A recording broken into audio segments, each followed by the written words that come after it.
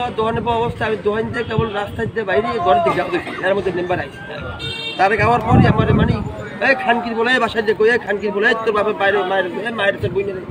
খানকির বলে তুই বাইরে তোর ঠ্যাঙ্কার দিলাম তো আটকে দিলাম শুয়ের বাচ্চা তুই আমার তুই ঠিক কর থেকে তোর মতো পোলা আমার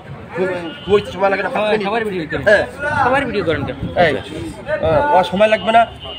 6 নম্বর ইউনিয়নের মধ্যে আমার সামনে এমন কোন খানকি বলে আছে কেটে আমার সামনে খালাইবে এই পোলাটা বলে পোলা আমি দেই না আমার সামনে ট্যাকেল দেবে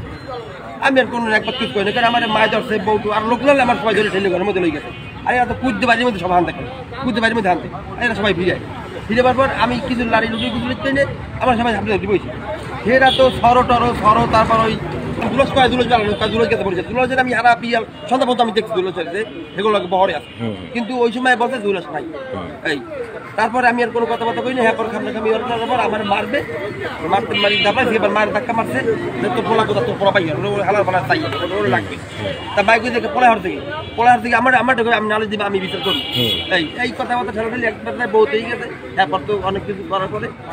এবার তো পুলিশ আমি থানায় ফোন দিয়েছি চেয়ারম্যান পুলিশ পাঠাই দিয়েছি পুলিশ পাঠাবার পুলিশ গেছে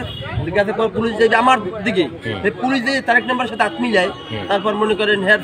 সাথে কান্দে হাত দেয় আমার তথ্য না নিয়ে তার তথ্য আগে নেয় হ্যাঁ নেওয়ার পরে আমার বলাইছে এখন হের কথাই সব রাইট হয়েছে আমার কথা কিছু কামে লাগে কালকে তার বহর দেবে যেটা আমি আজকে মিটিং আমার স্কুলে কালকে বহর দেবে তারপর আমি দোকান চা খাইতে গেছি চা খাইতে যাওয়ার পর আমাকে ওই মদিবের আমাকে ওই ও বলছে যে কি বহরে যাবি না আমি বললাম না বহরে যাবো কি আমার শরীর ভালো লাগে না আমার গাকে তো ব্যথার দেওয়ার পয়সা বাড়ি ভাইয়া আমি দেখতে পারবো না উনি বললেন সত্তর যাবি না